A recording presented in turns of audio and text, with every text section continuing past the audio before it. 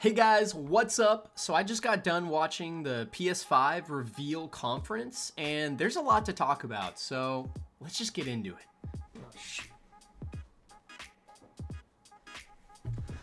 Alright, so for anyone that doesn't know, just today, PlayStation had around an hour-long conference talking about the PlayStation 5 and revealing its design and new games for the first time ever. And today I want to talk with you guys about my first impressions of the conference as a whole and all the different games and hardware that we saw there. So let's get into it. And I have to say that around the first 45 to 50 minutes of this conference were very poor. It kind of reminded me of the Xbox Series X reveal, where every game seemed like an indie that, quite honestly, a majority of people weren't interested in. Game after game I was seeing, I was not interested in. But the last 10 minutes of the conference really rounded it together and brought in some big hitters as well as a console reveal that kind of saved the show. And overall, I don't think it was a particularly strong show, as there's a lot of games that people expected that were missing, but there were also a lot of games and surprises that really did hit home, and I want to talk with those about you guys, just to kind of share my take on what we saw and really the future of PlayStation and how it relates to the Xbox and the Xbox Series X versus the PlayStation 5, and where I see both of these consoles going for in the future. And if you guys do enjoy this video, make sure to leave a like, leave a comment, and subscribe if you want to see more content from me in the future, or check me out on my Twitch as well. Let's get started. So the Sony conference started out with what you could expect, which is a hype trailer for the PlayStation brand over the years, and it was short and sweet and to the point, and it was an okay start to the conference. I honestly thought Xbox's reveal trailer for the brand was a little bit better, but this was a decent start to the conference. It's basically what you expect, and this isn't really important at all. But what was weird, and honestly a very interesting way to start this conference, is they actually started on a GTA 5 Enhanced Edition on PlayStation 5, which is a really weird game to really start with a bang, as I think most people in the comments on Twitch were not very happy. But essentially, GTA 5 is coming to the PlayStation 5 in an Enhanced Edition, and this also means that any PlayStation 4 GTA 5 owners will get free credits every single month until the PlayStation 5 releases. But once again, I'm not a huge GTA player, so this didn't really mean anything to me, and it was a weird way to start a conference, and it kind of put a sour mouth in my palate just to get it started. After that, though, Jim Ryan, who's the CEO of Sony, came on. He just talked about PlayStation, how this new PlayStation is their biggest ever. Some standard stuff you could expect. Now, though, then we started jumping into some more interesting games that you guys probably want to hear about. So first up, they announced Spider-Man Miles Morales, who is the alternative Spider-Man in comics. Basically, it looked just like the first Spider-Man game on PS4, with just a new character and new environments, and probably, as we see more gameplay, new skills. But overall, it was a decent trailer. It was just like the first one. Nothing too special, but it was cool to see that Spider-Man is coming out again. I never actually got to play the first one on PS4, but this one looked pretty interesting, and I'm sure there's a lot of fans. Next up, they did announce Gran Turismo 7, which honestly, I think a lot of people expected. Gran Turismo is a staple for the PlayStation series. And it looked like a racing game every year. The graphics were very good. The interiors of the cars looked great. It looked like they put a lot of love and care into the game, and they did show an extended feature of gameplay, which was interesting. But as someone that's not very into racing games, this didn't really excite me too much. But I'm sure there's a lot of people out there that are really going to be excited by that.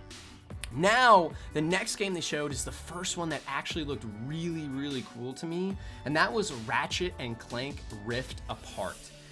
This game, as they announced on stage, they announced things like ray tracing, tons of different characters, and really wacky and fun environments, and that really showed through in not only the trailer, but the gameplay. The game just looks wacky, it looks fun, and it looks damn good. And this was the first game I saw in this entire conference where I genuinely was excited. As someone that's not even a PlayStation owner and has never really been big on the brand, as I'm more of a PC gamer, this game made me jealous and want to get a PlayStation, and it was the first one that did in the conference. And I have to say, like, it looks very unique and very fun, and I do remember the days when I was a kid of playing Ratchet and Clank, and I'm looking forward to hopefully, get to try out the game again in the future.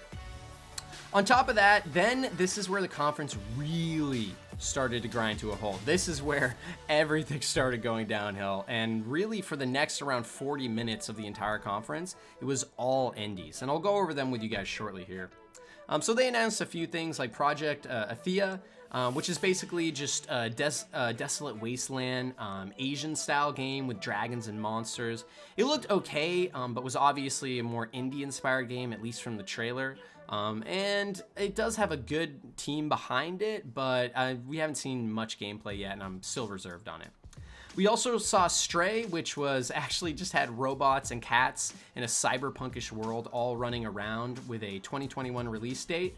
It looks like you play as a cat in this world of all AI, and it's an interesting concept, but once again, very indie, and I have a feeling not many people are going to actually play this game.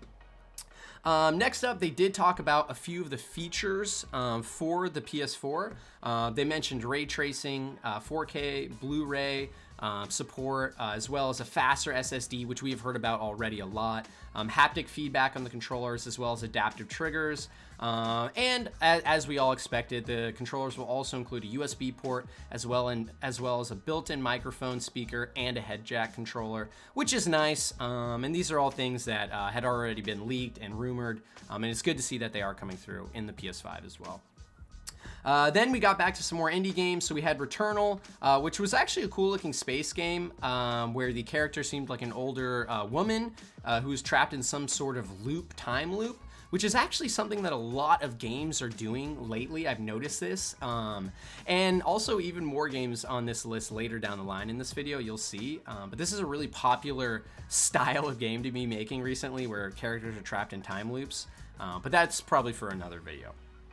Then we had Sackboy: A Big Adventure, which this was a pretty interesting announcement. I hadn't heard any rumors about this, but it's essentially a spiritual sequel to Little Big Planet, and it looked just like you would expect. It looked just like Little Big Planet, with just more things to do, more multiplayer environments, and just as the first game, I expect this to be a really fun game to play, especially with friends and family. And yeah, it looked good, but nothing revolutionary, just what you would expect.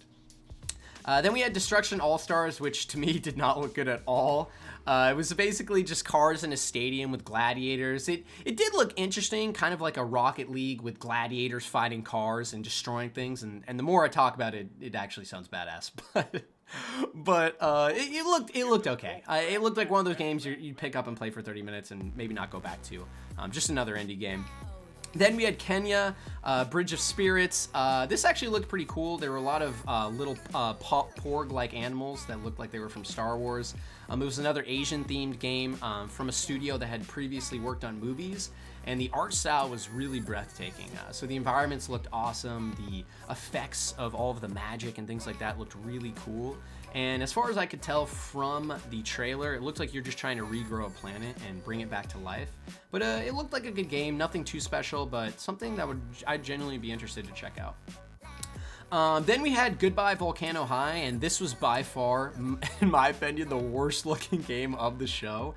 It basically was just a bunch of angsty teenage dinosaurs. Yes, I said that right. And it was a travesty.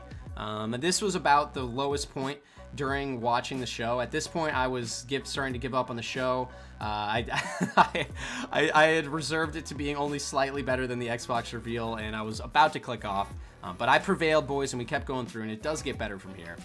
But after that, they did also announce Oddworld Soulstorm, which was just a bunch of alien creatures in a weird environment, kind of like a 2D side-scroller game. It looked okay, nothing I would play, but I'm sure there's a lot of people out there that would enjoy the game. Then they announced Ghostwire Tokyo, which was another Asian title. It looked like a horror title. There were lots of headless, floating demon girls, which I am very well acquainted with in my real life. And yeah, it just looked very crazy. It's honestly, it's a different type of demographic than I personally like. I'm sure some people were interested in this, probably not many in the Western audience. Then they had a game that I actually didn't catch the name for because I'm making this video right after the reveal. But it was basically a space game where you have to get people off of a planet that's dying. The premise of the game looked very cool. There was no gameplay though, so I have to kind of be reserved and wait to see what the game's actually like. but it looked very interesting, and honestly, I'd look more into it probably in a future video. After that, they showed more gameplay for Godfall, which was the first PS5 game announced at the Game Awards last year, and it's from Gearbox. Quite honestly, it looks not very good. This is probably another game from Gearbox that will die a little bit after release. The gameplay looked clunky. It was kind of futuristic medieval melee combat. It didn't look very good to me. Then we had Solar Ash. This was just a dreamlike world, another indie coming out in 2021. It did remind me of Journey a little bit, which was interesting, but beyond that, I don't really know what's going on there, so I'm still reserved there. Now, then we started getting back to some more interesting games. So after that, they announced Hitman 3, which is actually, I really enjoyed Hitman 2. It was a solid franchise, especially with all the DLC add-ons. There wasn't much gameplay, but it was a cool kind of cinematic trailer of, kind of going through the forest and hunting a target and taking them out.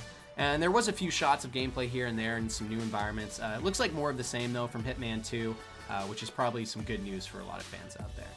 After that, we had Astro's Playroom, which is just a PlayStation kind of mascot character in like a little funky world. Looks like more of a kid's game, just a small little blue robot. Nothing much to say about that one. It looks like more of a family fun game. After that, we had Little Devil Inside, which was an interesting monster-heavy game where the camera kind of switched between 2D side-scroller and 3D third person. It had some interesting graphics. It was more scary tones. Probably not something I'm personally going to play, but I'm sure this game, for those of you who do play it, looks pretty interesting. After that, we had NBA 2K21. Zion Williams kind of talked about it for a little bit.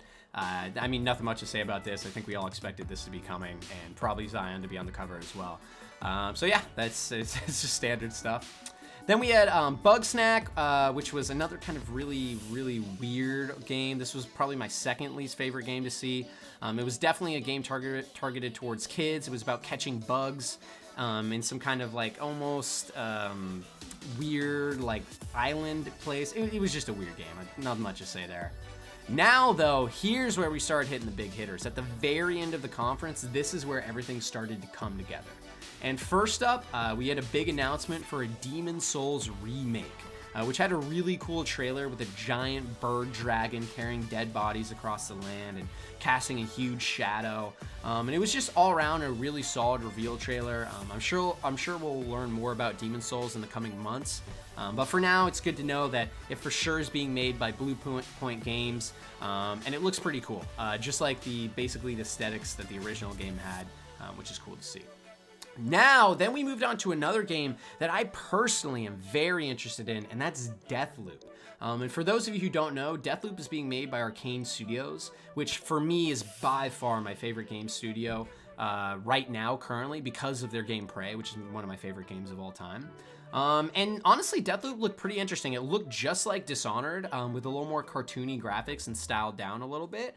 And honestly, it was just teleporting, good combat, interesting world interaction, some merged gameplay that Arcane is known for. But the cool kind of twist they showed off in this trailer is that you as the player, every time you die, you go back to your spawn point and keep going through. But as this is happening, there's another player-controlled enemy who tries to hunt you down in the world that's also trying to kill you, which actually harkens back to some of their old games that never got released. And it'll be interesting to see what it's like now that they're finally releasing a game like this. After that, we had a really big drop, which was Resident Evil 8 Village. And honestly, there's nothing much to say besides that trailer was badass. I kind of assumed it was Resident Evil the second I saw all the zombies on screen.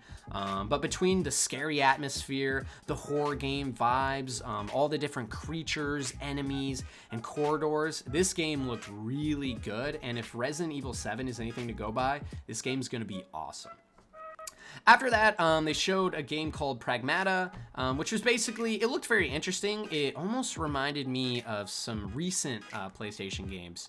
But there was a guy in a spacesuit in New York. It was completely barren. A girl and a little cat appear, and then he basically saves them from a giant satellite falling onto Earth, and they land on the moon. Just watch the trailer. After that, they had another huge drop, which was Horizon Zero Dawn 2 Forbidden West. And I know a lot of people were guessing this game would come in at this reveal, and well, it did. And the game looks really awesome. The new islands and environments that are in the game look really cool, between deserts, icelands, rivers to oceans. It looks really, really cool. And overall, we didn't learn too much about the story or the gameplay, but it looks awesome. And once again, if the first game's quality is anything to go by, this will be another big hit. Now we got to the very end of the conference, and basically this is where they wrapped everything up and did the final big reveal, which was revealing everything about the console itself. And whoa. My first impression of this reveal was crazy. The console looks so out there compared to other designs I've seen. You can tell it's designed in the middle to kind of functionally push air through for cooling, but also it almost looks like an alien spaceship as opposed to just the block that Xbox did. It's a very different way to design a console, but I kind of like it. And then the black and white with the controller and the console, it's different, it's interesting, and the vertical design definitely makes it stand out in a room. Overall though, it sounded really cool. Another huge thing we learned was that there will actually be 2 PS5 editions. One's going to be the standard and one's going to be the digital edition. They didn't mention much more about it, but one can assume it's going to be a cheaper version, just like the rumored Xbox cheaper version, that will mostly play games using the cloud, and you won't have as much hardware processing on your side, but you'll be able to have it at a cheaper price, which is honestly, I think that's a really great idea, and it makes sense that both companies would go that way. Besides that, you can also get a headset, media remote, controller, HD camera if you do want with the console, which all kind of fit and look good together. And they will also fit with the peripherals on the controller already installed, like the USB jack. So yeah, I think my overall impressions on the announcement was it was good. It started out, in my opinion, not very good and got very bad. And then it ended strong. And it was good. We didn't hear much about price or things like that. And there's still a lot to know and a lot of games we haven't seen, like the new potentially Batman game. We didn't see any of Cyberpunk. We didn't see Starfield. There's a lot of things still we haven't seen. But overall, the conference was good to okay. We saw a lot of really cool things. Personally, games I'm not specifically very interested in, which has lowered my excitement.